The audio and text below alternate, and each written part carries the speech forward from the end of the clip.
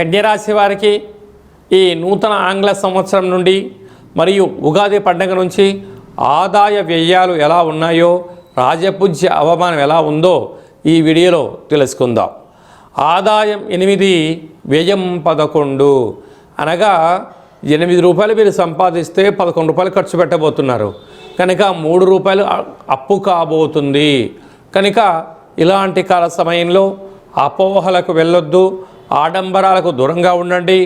బంధువులని, మిత్రులని, స్నేహితులని, సన్నిహితులని కానీ అప్పు ఇచ్చారా తిరిగి రాకపోగా మీకు అశాంతి, అనారోగ్యం కలిగి మానసికమైనటువంటి ఇబ్బందికి గురయ్యే పరిస్థితి చాలా అధికంగా ఉంటుంది. రాజపూజ్యం 3, అవమానం 3. అంటే మీతో సహాయం పొందిన వారేమో మీరు చాలా మంచివారు అంటూ ఉంటారు, కానీ మాట ఇచ్చి మీరు మాటను నెరవేర్చుకోలేని పరిస్థితుల్లో ఆయన ఏంటండి మాట చెప్తాడు, మాట మీద నిలబడడు అని చెప్పి వారేమో మీకు శత్రులు అవుతారు. కనుక కన్యరాశి వారు ఎంత ఓపిక, పట్టుదల, సహనము, ధర్మము, ఆధ్యాత్మిక చింతన కలిగి ఉన్నప్పుడు సకలమైనటువంటి రుణ, రోగ, శత్రు సమస్యలను దూరం చేసుకునే పరిస్థితి ఉంటుంది. అదే కాకుండా ఇక్కడ 3 రూపాయలు అప్పు అవుతున్నాయి కనుక ఆడంబరాలకు వెళ్ళొద్దు.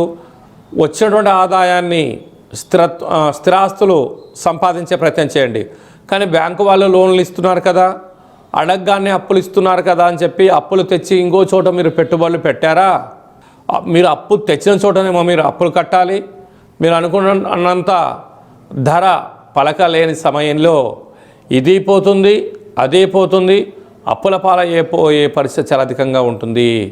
ప్రధానంగా ఆహార ఉత్పత్తులు, వస్త్ర వ్యాపారస్తులు, స్వర్ణకారత వ్యాపారస్తులు, మార్కెటింగ్ రంగంలో ఉండబడిన వారు, ఆధ్యాత్మిక రంగంలో ఉండబడిన వారు, వ్యవసాయ సోదరీమణులు, సాఫ్ట్వేర్, హార్డ్వేర్ ఉద్యోగస్తులు ఎంతో అప్రమత్తత అవసరమని చెప్పి గుర్తుపెట్టుకోగలగాలి.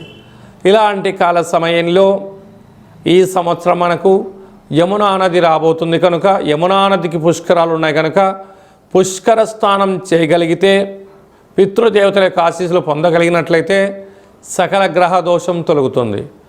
ప్రతి బుధవారం పూట విష్ణు సహస్రనామ పారాయణాన్ని వినడం, చదవడం, వెంకటేశ్వర స్వామివారికి తులసిమాలను సమర్పించడం, అమ్మవారికి, అయ్యవారికి బంగారు రంగు పట్టు వస్త్రాలను సమర్పించినట్లయితే సకల ఐశ్వర్యం కలిగి ఆనందంగా ఉంటారని చెప్పి గమనించాలి.